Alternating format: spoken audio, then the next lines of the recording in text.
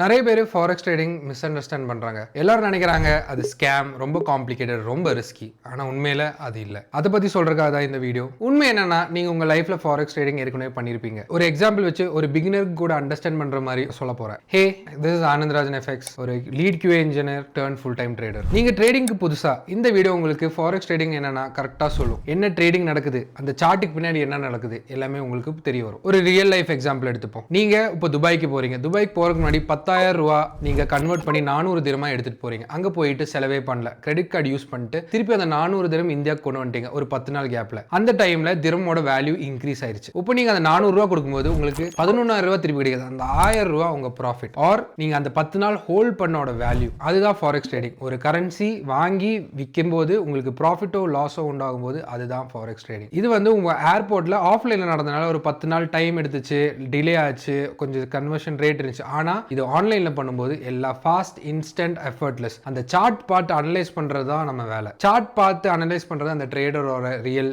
Skill. What is forex trading? Forex trading ரொம்ப simple. ஒரு currency வாங்கி விற்கிறது. நம்ம இந்தியன் ஸ்டாக் மார்க்கெட் மாதிரி ஸ்டாக்ஸ் வாங்குறது விற்கிறது மாதிரி இது வந்து வேர்ல்ட் மார்க்கெட்ல ஒரு கரன்சி வாங்குறது விற்கிறது. எல்லா கரன்சி பேர்ஸ்ல தான் இருக்கும். Euro USD, USD JPY, XAUSD. இதுல ஃபர்ஸ்ட் இருக்கிறது பையிங் பேர், செகண்ட் இருக்கிறது செல்லிங் பேர். ஒரு பேர் பை பண்ணும்போது நீங்க இன்னொரு பேர் ஆட்டோமேட்டிக்கலி செல் பண்றீங்க. அவ்வளவுதான். ஃபாரெக்ஸ் ஏன் எக்ஸிஸ்ட் ஆகுது? ஃபாரெக்ஸ் ஒரு ட்ரேடருக்காக கிரியேட் பண்ணதில்லை. ஃபாரெக்ஸ் இந்த வேர்ல்டுக்கு டெய்லி கரன்சி எக்ஸ்சேஞ்ச் பண்றதுக்காக கிரியேட் பண்ண விஷயம். ஒரு எக்ஸாம்பிளுக்கு UK கம்பெனி US கம்பெனி கொஞ்சம் பே பண்ணும், அவங்க டாலர்ஸ்ல பே பண்ணுவாங்க. ஒரு இந்தியன் கம்பெனி ஜப்பனீஸ் கம்பெனி இந்த எலக்ட்ரானிக் கூட்ஸ் வாங்கணும், அவங்க ஜப்பனீஸ் எண்ட்ல பே பண்ணுவாங்க. ஒரு ஃபேமிலி துபாய்க்கு ட்ரிப் போறாங்க, அந்த கன்வர்ஷன் பண்ணுவாங்க, அதுக்கு ஃபாரெக்ஸ் தான் யூஸ் ஆகுது. இதுக்கு எல்லாமே ஃபாரெக்ஸ் தான் யூஸ் ஆகுது. இந்த குளோபல் எக்ஸ்சேஞ்ச் கிரியேட் பண்றது ஃபாரெக்ஸ் மார்க்கெட். இது எல்லா கண்ட்ரி பார்ட்டிசிபேட் பண்றதுனால ஃபாரெக்ஸ் வந்து ஒரு பிகஸ்ட் ஃபினான்ஷியல் மார்க்கெட்டா மாறுது. அண்ட் ஆல்மோஸ்ட் $7 trillion மதிப்புள்ள ட்ரேடிங் வால்யூம் நடக்குது. And it's the world's biggest financial market. எப்படி ட்ரேடர் காசு பண்றாங்க? சிம்பிள் தான். ஒரு ட்ரேடர் பை பண்ணா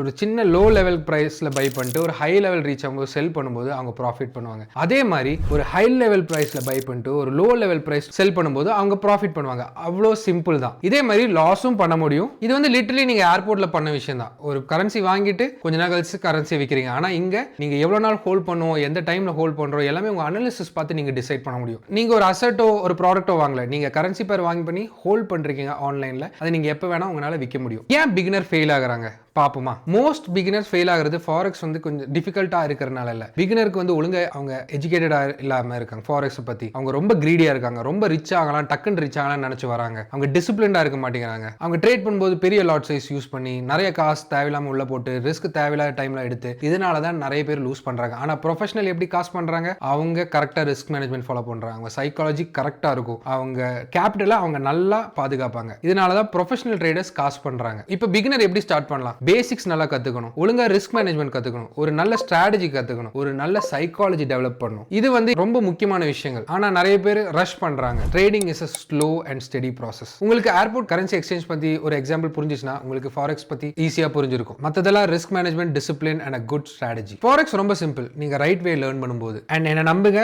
நான் இப்பதான் ஸ்டார்ட் பண்றேன். நான் இந்த சேனல்ல இனியும் நிறைய எக்ஸாம்பிள் வச்சு பேசிக் டு அட்வான்ஸ் வீடியோ போடலாம்னு இருக்கேன். உங்களுக்கு ஹெல்ப் பண்ணலாம்னு இருக்கேன். And also beginner friendly tutorials நான் பிரேக் டவுன் பண்ணிட்டு சிம்பிளா even for a beginner understand பண்ற மாதிரி வீடியோ பண்ணலாம்னு இருக்கேன். இந்த சேனல் 3 லாங்குவேஜ்ல இருக்கு. English, Tamil and Malayalam. 3க்கும் லிங்க் கீழே டிஸ்கிரிப்ஷன்ல இருக்கும். சில டைம் வீடியோ அங்கங்க ஸ்லோ ஆகலாம், பட் ஆல்மோஸ்ட் ஒரு வீக் டைம்க்குள்ள அப்லோட் பண்ண பாக்குறேன். உங்களுக்கு இந்த வீடியோ பிடிச்சிருந்தா like and subscribe. Also share it with your trading friends who are starting to learn trading. Thank you.